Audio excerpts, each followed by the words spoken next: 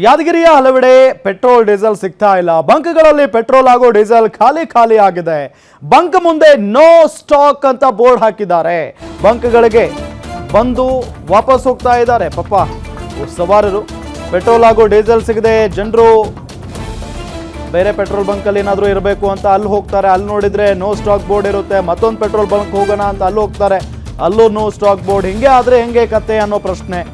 ಈಗ ಇದಕ್ಕೆಲ್ಲ ಏನು ಕಾರಣ? ಹಾಗಾದ್ರೆ ಒಂದು ಈಗ ಹೆಂಗಾಗ್ಬಿಟ್ಟಿದೆ ಅಂತ ಅಂದರೆ, ಕೆಲವೊಂದಿಷ್ಟು ಜನ ಈ ಸುಳ್ಳು ಸುದ್ದಿಗಳಿಂದ ಅಥವಾ ಈ ಸಾಮಾಜಿಕ ಜಾಲತಾಣಗಳಲ್ಲಿ ಒಂದಿಷ್ಟು ಕಡೆ ಡೀಸೆಲ್ ಪೆಟ್ರೋಲ್ ಇಲ್ಲ ಅನ್ನೋ ನಿಟ್ಟಿನಲ್ಲಿ ಸುಳ್ಳು ಸುದ್ದಿಗಳು ಹರಿದಾಡ್ತಾ ಇದ್ವು. ಹಾಗಾಗಿ ಈ ಬ್ಯಾರಲ್ ದೊಡ್ಡ ಬ್ಯಾರಲ್ಗಳನ್ನು ತೆಗೆದುಕೊಂಡು ಬಂದು ಪೆಟ್ರೋಲ್ ಮತ್ತು ಡೀಸೆಲನ್ನು ತುಂಬಿಸ್ಕೊಂಡು ಹೋಗ್ತಾ ಇದ್ದಾರೆ ಎಲ್ಲ ಕಡೆ.